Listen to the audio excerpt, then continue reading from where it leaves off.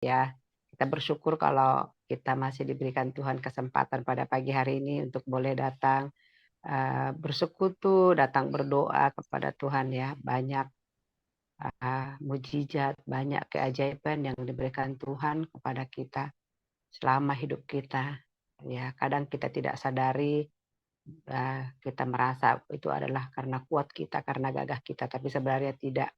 Ya Tuhan dari pertama sudah memilih kita, Dia sudah merencanakan rancangan yang indah buat kita. Cuman kita belum mengerti dan belum menyadari. Tapi kita bersyukur di usia kita yang sekarang kita makin lama makin mengerti siapa saya dan siapa Tuhan. Nah itulah juga yang saya alami dalam hidup saya ya. Pagi hari ini saya mau bersaksi ya banyak jalan-jalan Tuhan yang kami lalui ya bersama dengan Tuhan. Tapi terkadang itu tadi, kita tidak menyadari, kita bertanya-tanya, Tuhan di mana? Tuhan kok ninggalin saya gitu ya? Kok saya nggak seperti orang lain? Nah itu sering timbul di dalam hati saya. Nah pada suatu kali Bapak Ibu, suatu ketika kami ketika baru pindah di Pulau Jawa ini ya, masih baru berkeluarga dengan suami tentunya almarhum. Kemudian kami mengambil rumah di perumahan. Pada waktu itu perumahan ini masih jauh dari keramaian dan masih sepi gitu. Nah, sehingga orang bilang dulu ketika kita pertama tinggal di sini karena masih di kiri kanan itu masih hutan, masih ada bambu gitu ya. Dibilang, "Wah, itu mah tempat eh, apa? Jin buang anak," katanya. Saya baru ngerti apa itu jin buang anak, baru dengar gitu ya. Di kampung kita nggak ada orang ngomong kayak gitu gitu.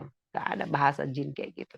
Terus saya pikir, eee, apa artinya? Rupanya oh saya tanya, jadi karena sepi, karena masih banyak bambu, masih seperti hutan gitu ya, jadi dikatakan tempat jin buang anak gitu. Jadi, oh gitu ya. Nah berjalan waktu kami ngambil perumahan di sini dari pertama itu, ya kita nikmati saja karena tadinya kami kan ngontrak di Cempaka Putih ya, di perapatan, Jalan Perapatan Cempaka Putih sana. Itu Bapak Ibu pada waktu itu tahun 90 itu kontrakan sudah 150.000 karena kami ngontrak itu di pavilion ya. Nah, coba aja 150.000 itu pavilion dari samping pintunya ada kamarnya satu memang 150.000 tahun 90 ya kan. Nah, tapi kan pada waktu itu ya maaf saya karena memang eh, sedang hamil mengandung anak yang pertama itu, saya bilang, "Saya nggak mau tuh di sini melahirkan," saya bilang sama suami, eee, "harus carikan rumah," gitu kan. Nah, Bapak Ibu saya seru ya ceritanya ya, sampai kita itu jual cincin nikah loh untuk DP rumah ya. Terus saya bilang, "Pokoknya saya harus dapat rumah, saya nggak mau di sini," saya bilang gitu. "Karena nanti kalau keluarga datang bagaimana?" Yang di pikiran saya seperti itu. Nah, singkat cerita jadi Tuhan buka jalannya, akhirnya dapatlah itu. Tapi dibilang orang itu tadi tempat jin buang anak gitu kan. Nah tapi nggak apa-apa kami nikmati. Setelah kami di sini, ada kurasa sekitar 2 tahun ya, kami di sini. Terus memang masih sawah Bapak Ibu, sawah, ladang gitu di luar perumahan ini ya. Pada waktu itu ada seorang orang tua, orang kampung sini penduduk asli, dia datang ke rumah, sering main ke rumah ya karena suami orangnya suka bergaul, datang ke rumah dia bilang begini, "Tante, saya punya sawah tuh," katanya kan. "Saya sekarang lagi tanamin padi, beliin ya," katanya gitu kan. "Nah, beliin sawah saya," katanya. Pada waktu itu tahun satu ya, dia bilang, "Cuman 2.000 per meter," gitu ya, itu tanah. Nah, terus saya bilang, di hati saya gini, "Waduh, gua dari kampung di sana nyawah, sampai ke sini nyawah juga. Nggak mau," gitu kan. Akhirnya, eee, suami tertarik, gitu, suami tertarik. Dia bilang begini, "Nggak apa-apa kali Mah, biar saya pulang kerja katanya kita bisa, eee, olahraga di situ," gitu. Tapi emang saya bilang, kalau kita mau nyawa pulang aja lah." Saya bilang, "Di sana di kampung sana banyak sawah yang mau dibajak," saya bilang gitu kan. Nah, terus dia bilang, "Oh gitu," gitu. Nah, suatu kali si bapak yang punya sawah itu anaknya mau masuk sekolah, ya kan? Masuk sekolah, terus dia datang lagi ke rumah. Dia bilang gini, "Om, Tante," katanya, "anak saya mau masuk sekolah. Saya nggak punya uang," katanya. Nah, terus gini, "Itu sawah saya, buat Om sama Tante aja. Saya sudah pernah ke sini nawarin, itu hanya 2.000 per meter," gitu kan. Nah, di ini ya, itu aja kita ukur gitu kan. Memang agak agak luas gitu kan. Terus suami sih mau gitu kan. Tapi emang saya, aduh, saya bilang, "Nanti nggak kepegang itu, enggak lah," saya bilang gitu kan. Nah, terus dia merengek lagi, datang lagi besoknya.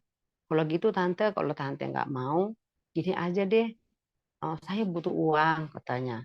"Tapi saya pinjam uang Tante sama Om," katanya. "Nanti itu eee, surat tanah itu saya kasih, saya pegang," gitu. Tapi kan suratnya juga pada waktu itu masih girik kan Bapak Ibu ya, surat dari desa gitu ya. Nah, terus suami kasihan, gitu, kasihan. Dia bilang, "Iya," ya karena dia sudah bilang iya, dia kasihlah pinjam uang ini kan, sekian gitu kan. Setelah dipinjem, nah terus kami waktu itu nggak lama di sini, kami dapat tempat, ada juga nawarin dapat tempat, akhirnya kami beli rumah di jalan raya ya, di jalan raya, beli gubuk di sana, kita pindah ke sana. Jadi kita putus hubungan lah sama si bapak ini ya, ada selama setahun itu, 91. Nah tahu-tahu 92 ini tanah yang tadi, yang sawah tadi, rupanya sudah dibebaskan sama Lipo Karawaci Bapak Ibu. Sudah dibebaskan, itu dengan harga 200.000 per meter. Itu hanya tempo nggak sampai 2 tahun, 1,5 tahun. 200.000 per meter. Nah termasuk ini surat yang rumahnya, suratnya sama kami. Nah kita kan karena memang kita tulus aja, kita pikir nanti kan kalau dia ini kan pasti dia ambil suratnya. Rupanya nggak datang lagi, nggak nongol lagi tuh orang. Kami pas begitu datang ke rumahnya, kita tanya kan, menanyakan bagaimana ceritanya bapak itu gitu. Kami datang, rupanya dia sudah jual itu tanah semua ke tadi yang kepada properti lah ya, pihak properti Lipo Karawaci sudah dijualnya, bahkan rumahnya pun sudah dijual ya. Rumahnya kan dekat dari situ, rumahnya udah dijual, kemudian dia pindah ke daerah ada Kelegok lah gitu kan. Nah terus masih ada tetangganya di situ, dia bilang, "Oh emang orang itu tahu tahu kami punya sangkutan gitu." "Oh emang dia belum ke rumah tante," katanya. Terus saya bilang, "Belum, kenapa?" "Iya kan udah dijualnya, itu yang tanahnya yang itu yang mau dikasih sama tante itu udah dijual loh, udah di ini. Sekarang dia udah kaya raya," katanya kan. "Sekarang dia sudah kemarin dia naik haji, pulang naik haji katanya dia sudah nikah, udah punya istri lagi," katanya. Jadi istrinya satu dibikin di sana, satu dibikin di sini. Wah nyesang Kak Bapak Ibu, ya. Dalam hati, waduh Tuhan kok gini gitu. Kita niat menolong orang, ya kan menolong orang karena anaknya mau sekolah, niat menolong orang. Sampai di rumah saya mulailah merenggut-merenggut kan sama suami kan. Saya bilang gini, "Itulah kan," saya bilang gitu. Nah, terus tapi saya nggak berani juga keras. Kenapa? Karena suami bilang tadinya kan dibeli. Lah kamu yang nggak mau beli. Akhirnya dia minjem kan gitu kan. Akhirnya saya menggerutu aja sendiri dalam hati, tapi nyesak gitu kan. Nah, apalagi kita dengar dia, waduh uangnya udah, ya coba aja dari harga 2.000 jadi 200.000. Coba kalau tadinya kita yang ambil itu kan memang dibebaskan kan daerah itu semua kan gitu kan. Dan sekarang itulah yang jadi apartemen Lipo Karawaci ini dekat rumah ini, sebelah rumah ini kan. Apartemen, Rumah Sakit Siloam ya kan. Lipo Mall Karawaci itu kan ini. Jadi aduh itu nyesek banget Bapak Ibu. Tapi di dalam itu ya karena kita sudah melayani, kita kembali kita tanya sama Tuhan. Ya, saya bilang, "Tuhan kok kayaknya nggak adil ya," gitu.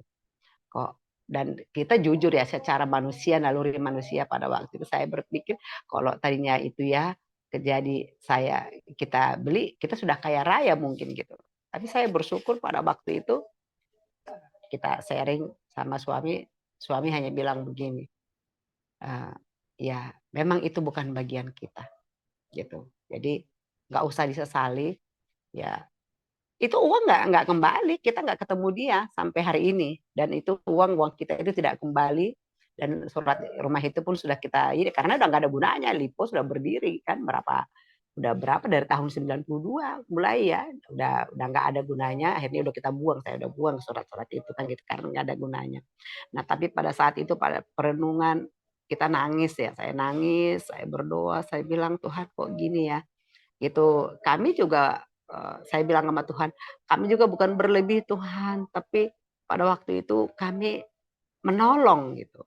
Tapi ternyata kami kecolongan gitu kan. Akhirnya sampai dia jual dan dia tidak ingat mengembalikan. Ya namanya itulah manusia, itulah dunia gitu ya.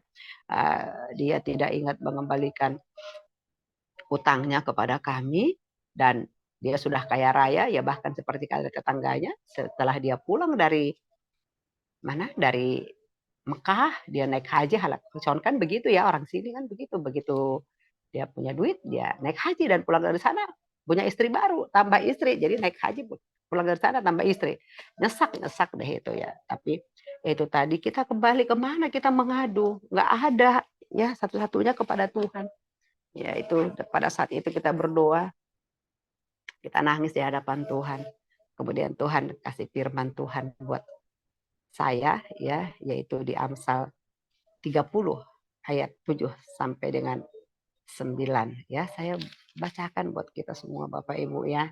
Saya ingat hanya remanya tapi ini firman ini sangat dalam banget buat saya dan ini membentuk saya ya.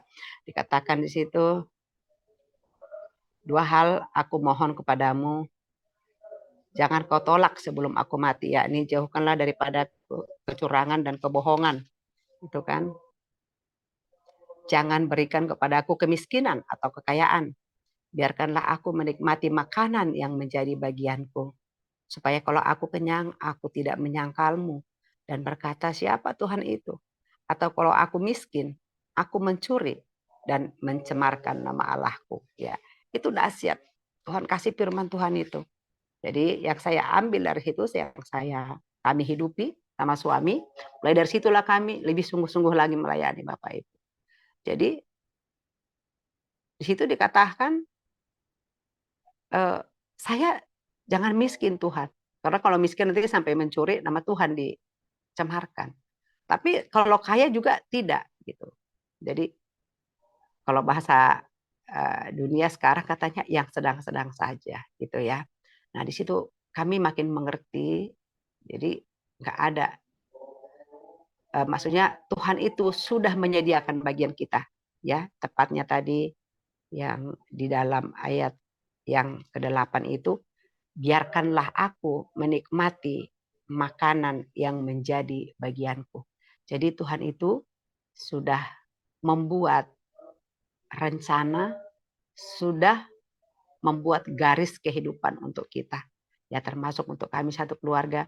Makanya kami beberapa kali sering gagal Bapak Ibu. Ada bisnis gitu. Kalau untuk jadi kaya nggak bisa memang. Itu firman Tuhan itu digenapi. Jadi kalau untuk jadi kaya kami nggak bisa. Kenapa? Karena memang sudah dibilang begitu. Nanti kalau kaya, mesti kamu sombong katanya. Jadi Tuhan itu paling mengerti. Makanya kalau saya dengar pujian itu, lagu siapa ya kemarin yang nyanyikan gini. Engkau mengenal aku ya. Lebih dari aku mengenal diriku sendiri. Engkau mengetahui ceritaku gitu ya. Itu luar biasa. Jadi hidup kita, hidup kami sudah dibuat Tuhan dari semula ya untuk seperti itu. Jadi menikmati yang menjadi bagian kami. Tuhan sudah tentukan itu. Tetapi kami percaya dia tidak akan pernah membuat kami miskin dalam arti miskin jasmani, tapi miskin rohani iya, ya kan? Sehingga kami tetap di dalam lindungannya.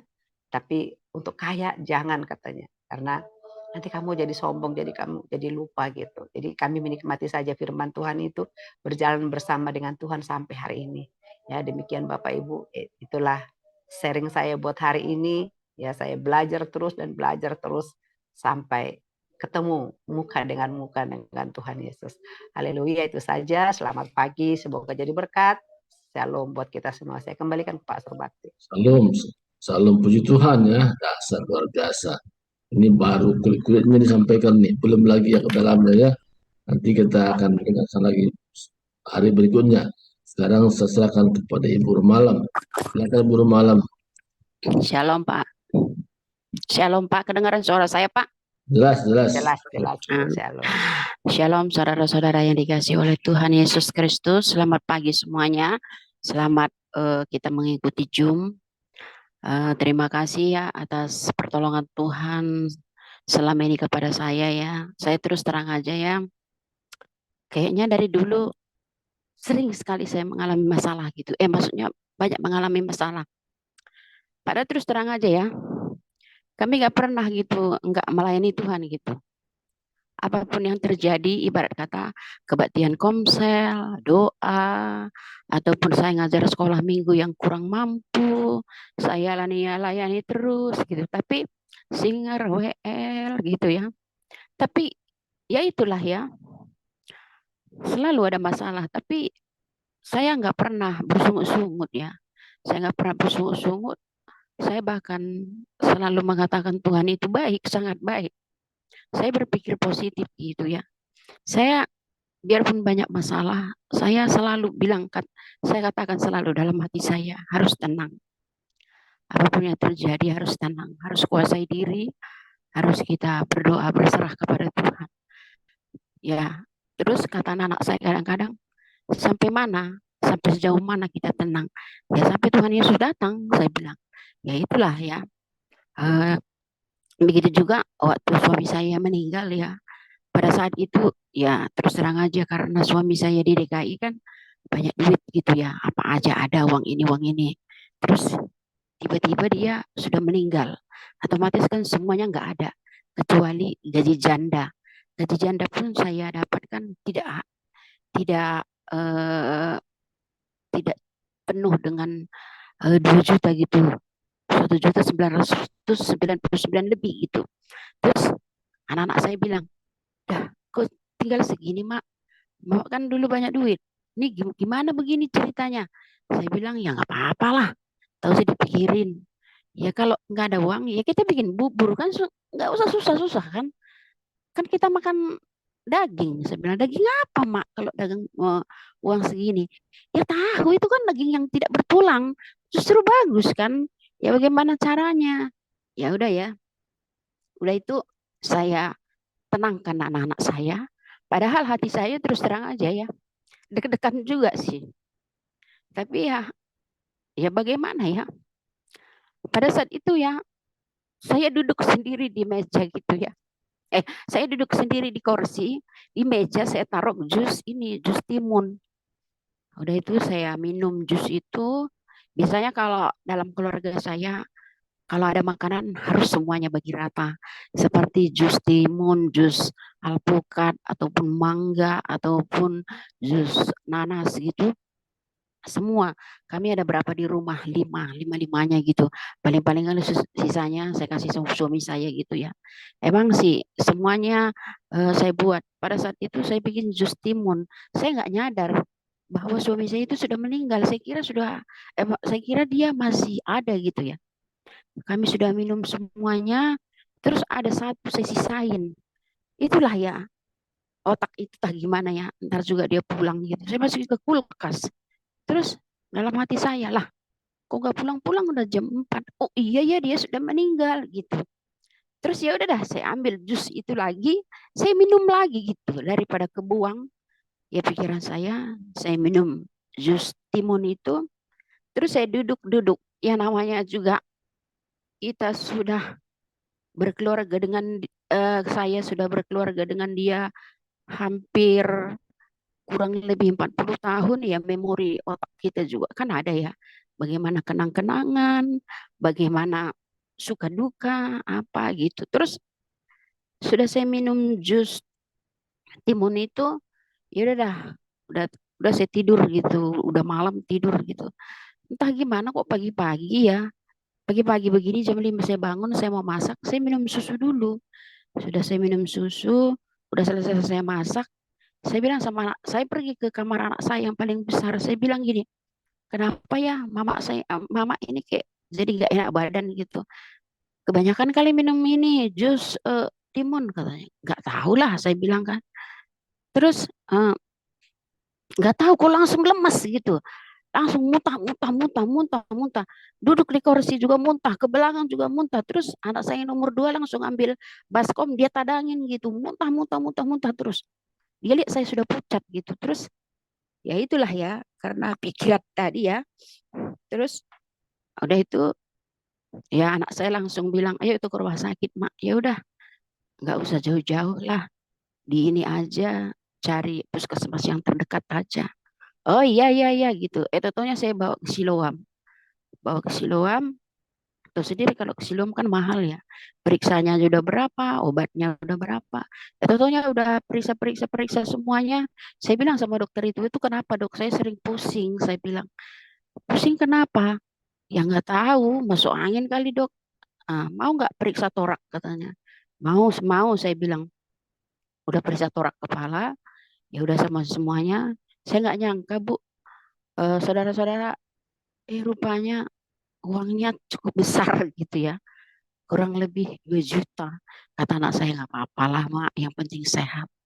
Ya udah sampai di rumah, entah gimana, pusing, seperti ya vertigo lah. Oh begini rupanya penyakit vertigo pikiran saya.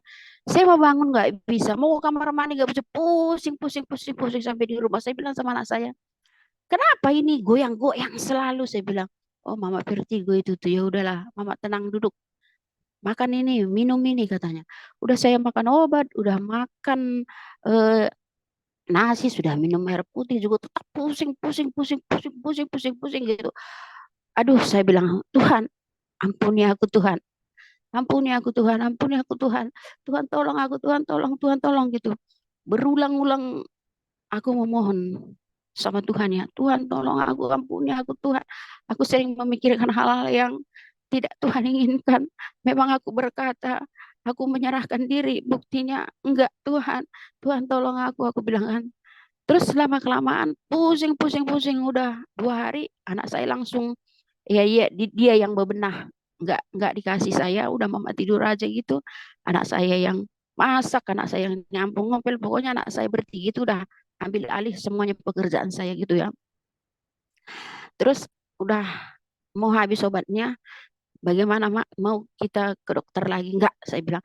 Pada malam ini saya harus berdoa sama Tuhan. Saya bilang, saya harus berdoa sama Tuhan.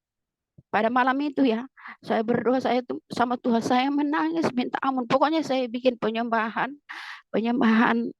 penyembahan doa kepada Tuhan 2 jam, 3 jam. Saya berdoa semua keluh kesah saya yang ada di dalam hati saya, yang unek-unek saya ucapkan semua, saya kasih tahu semua sama Tuhan. Pokoknya saya menangis dalam keadaan saya vertigo. Saya menangis. Puji nama Tuhan, mujizat Tuhan memang luar biasa.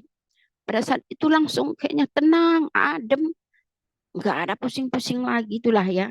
Karena selama ini mungkin saya ya memikirkan ya maksudnya saya mikirkan bagaimana nanti eh, 2 tahun, 3 tahun, 5 tahun yang akan datang saya pikirkan. Sebenarnya kita sebagai anak Tuhan nggak boleh ya.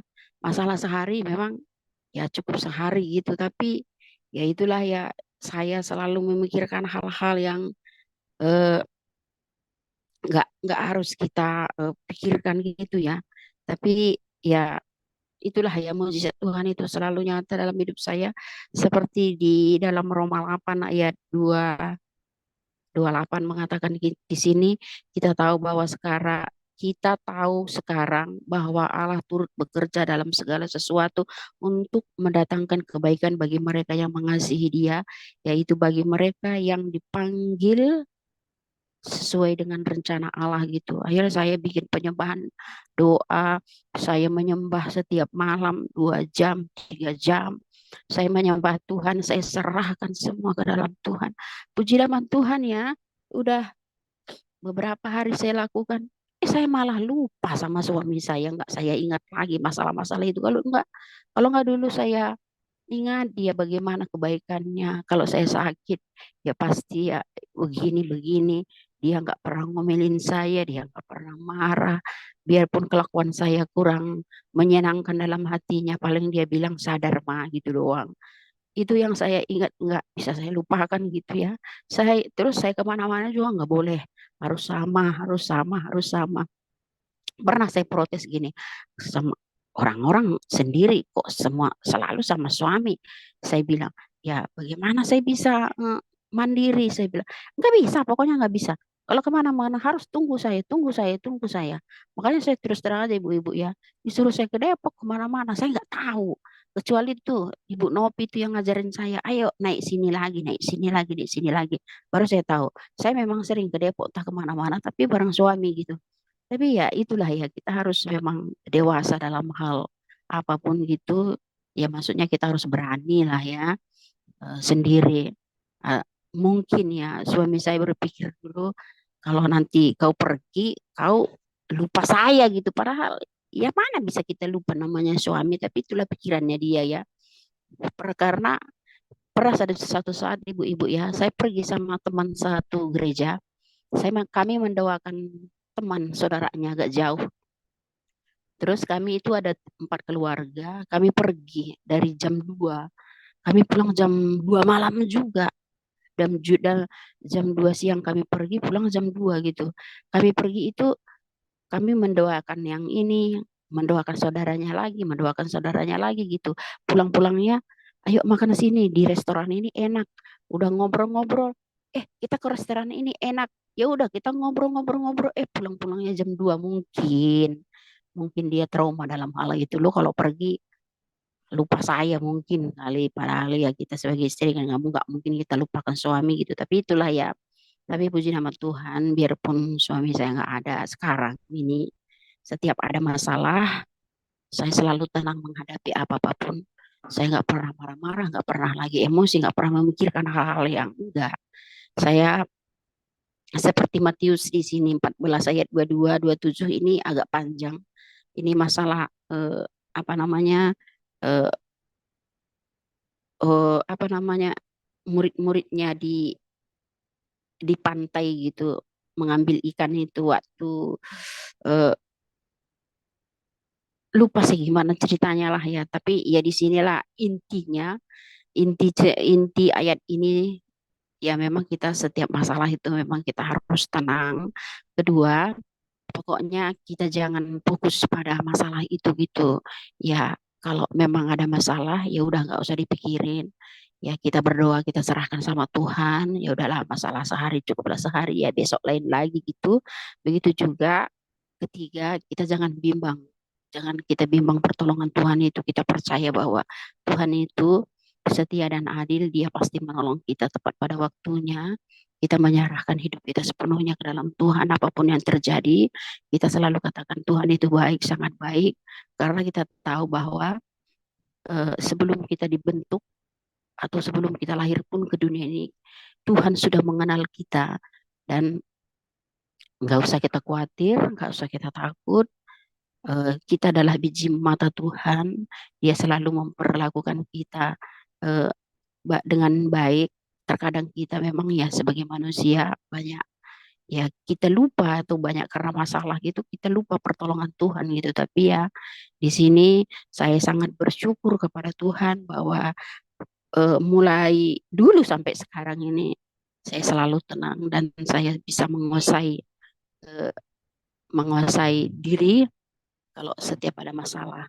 Dan saya ingin mau bernyanyi buat Tuhan, nggak apa-apa ya, cukup lama. Tapi saya senang sekali lagu ini karena lagu ini yang menguatkan saya. Tak selalu Tuhan menjawab doa, namun Dia beri yang terbaik di waktu yang tepat. Izinkanlah Tuhan untuk bekerja, yang mustahil menjadi mungkin oleh karena percaya.